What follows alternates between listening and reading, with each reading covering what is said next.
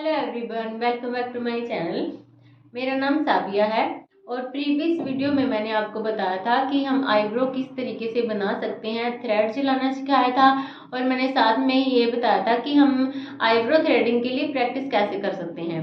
और साथ ही साथ मैंने बोला था कि मैं नेक्स्ट वीडियो में आईब्रो की शेप्स के बारे में बताऊंगी आपको कि किस तरीके की हमारी शेप होती हैं और कौन से फेस पर कौन सी शेप सूट करती हैं। तो यही मैं आज आपको बताने वाली हूँ। तो चलिए शुरू करते हैं। सबसे पहले हम जानेंगे कि आईब्रो की कितनी शेप होती हैं। तो मेन यहाँ पे 6 शेप होती हैं। Arch eyebrow shape, round, S shape, straight, hard angle और सॉफ्ट एंगल। मेन बेसिक जो हमारी शेप होती हैं यही होती है।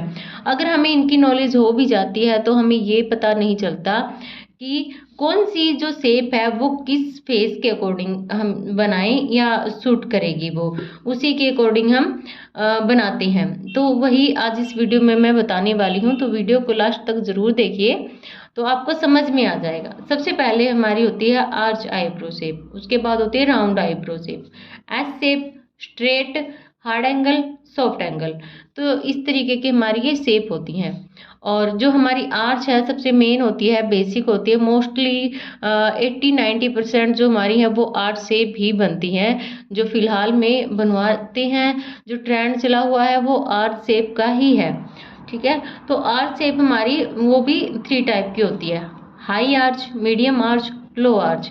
यानी कि अगर हेयर बहुत ज़्यादा थिक है और जो हेयर की जो ये कॉर्नर है हमारा आईब्रो का, जो मीडियम वाला कॉर्नर, ये बिल्कुल अपवर्ड में जा रहा है, ऊपर की तरफ है और दोनों इस तरीके से ऊपर की ओर उठी हुई होती हैं, तो ये हाई आर्च होता है। और यहाँ से डीप होती है, जो आईलिड होती है हमारी, वहाँ से हम हेयर को रिमूव करेंगे। यहाँ से भी हमारा जो है वो स्पेस रहेगा और ऊपर से कॉर्नर उठा हुआ होगा, ये हमारी हाई आर्च होगी। और उसके बाद होता है मीडियम आर्च। मीडियम आर्च में हेयर कम होते हैं बट आर्च होता है। ठीक है, तो यहाँ पे कॉर्नर निकला हुआ होता है और इस तरीके से ये शेप दी हुई होती है हमारी आईब्रो की, तो इसे हम मीडियम आर्च बोलेंगे। जो लो है इससे थोड़े कम हेयर होंगे और लेंथ भी कम होगी और जो थिकनेस है वो भी कम होगी, बट जो हमारी शेप है वो आर्च ही रहेगी, वो लो आर्च में होता है। ठीक है, तो ये हमारी आर्च हो गई है, हाई, मीडियम और लो। ठीक है, इनको बनाना ज़्यादा मुश्किल नहीं होता, इजी होता है। हम जब भी हम थ्रेडिंग करेंगे तो ये वाले जो हेयर होते हैं ऊपर से हम ज़्यादा रिमूव करते हैं। यहाँ से नहीं होंगे, यहाँ से होंगे, यहाँ से नहीं होंगे। देखिए यहाँ से निकलेंगे हेयर, ठीक है, यहाँ से नहीं निकलेंगे, यहाँ से निकलेंगे हेयर, यहाँ से नहीं निकलेंगे। तो ये इस तरीके से ये उठी हुई ऐसे बनेगी आईब्रो।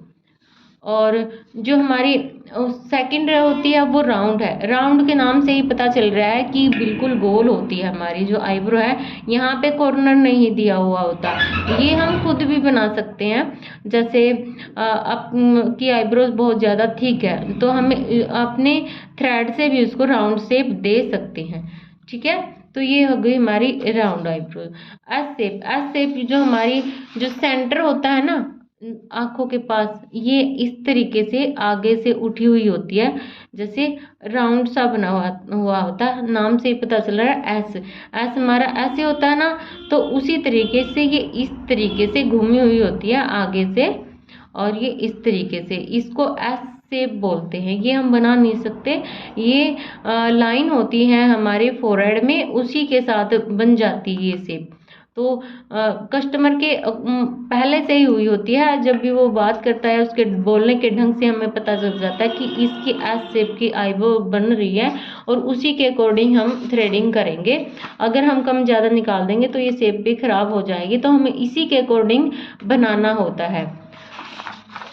उसके बाद आता है हमारा स्ट्रेट। स्ट्रेट के भी नाम से ही पता चल रहा है कि स्ट्रेट आईब्रो यानी कि सीधी आईब्रो, उसमें यहाँ पे हेयर नहीं होते हैं और कॉर्नर नहीं होता है और यहाँ से भी हम हेयर को एक्स्ट्रा नहीं निकाल सकते। अगर एक्स्ट्रा निकालेंगे तो पतली हो जाएगी, शेप खराब हो जाएगी। तो उसके जो कस्टमर है हमारा, उसके वैसे ही स्ट्रेट में हेयर दिए हुए होते हैं, तो हम खुद से नहीं बना सकते। अगर किसी को बनवाना है कि खुद बोले या फिर बहुत लॉन्ग फेस है उसका कस्टमर का और हमें उसकी बनानी पड़ जाए, तो हम ये वाला कॉर्नर रिमूव करेंगे और स्ट्रेट आईब्रो हम बनाएंगे।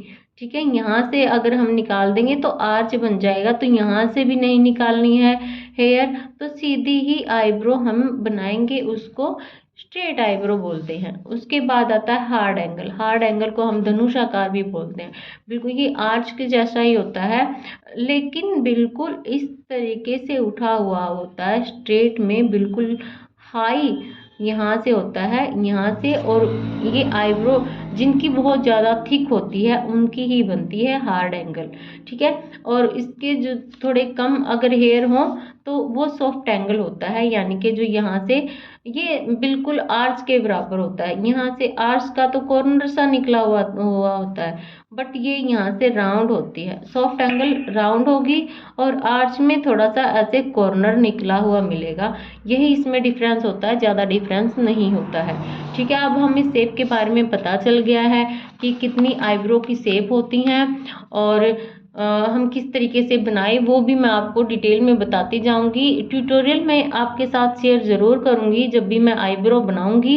पहले भी मैंने मेरे चैनल पे बहुत सारे आईब्रो के ट्यूटोरियल शेयर किए हैं, तो आप उनमें देख सकते हैं सर्च करके, मैं डिस्क्रिप्शन में लिंक दे दूंगी। तो उसके बाद आता है फेस की शेप, यानी कि फेस की शेप और उनके अकॉर्डिंग हम किस तरीके से आईब्रो की शेप बनाएं और फेस को की शेप को कैसे पहचानें। फेस की शेप को तो हम देखते ही पहचान जाते हैं इसका फेस कैसा है, अगर कोई राउंड शेप का है या फिर स्क्वायर में है, ओवल शेप में है, डायमंड में है, उस तरीके से हम पहचान जाते हैं। तो उसी के अकॉर्डिंग हमें आईब्रो की शेप को बनाने की कोशिश करनी चाहिए जितना हो सके। अगर आप न्यू बिगनर हैं, आपको नहीं पता, तो आप मोटी ही आईब्रो रखें, एकदम से पतली ना करें, नहीं तो शेप आपकी बिगड़ जाएगी। सबसे पहले ओवल शेप आता है, फेस की जो हमारी शेप है वो ओवल के जैसे होती है, तो उस पे हम सॉफ्ट एंगल बनाएंगे या फिर मीडियम आर्च हम बोल सकते हैं, मीडियम आर्च उस पे सूट करेगा ओवल पे। ठीक है, उसके बाद आता है राउंड फेस। अब बिल्कुल राउंड फेस है तो राउंड फेस पे राउंड आईब्रो नहीं देंगे, बिल्कुल भी अच्छा नहीं लगेगा।